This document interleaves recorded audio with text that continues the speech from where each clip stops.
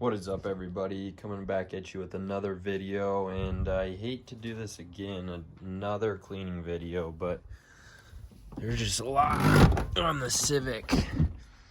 I mean, as you can tell, this is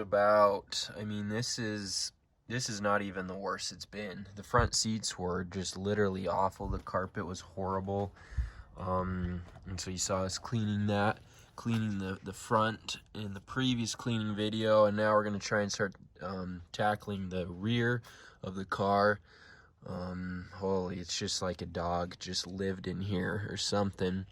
It's so bad, I'm gonna take out the two front seats probably, and definitely the center console, just so we can get this clean in here as best as we can, and really just clean up the center console, because it's pretty filthy as hell.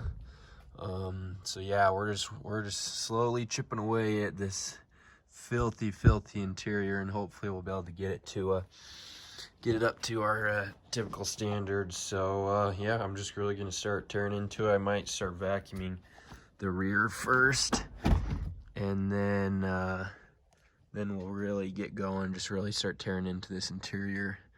So wish me luck.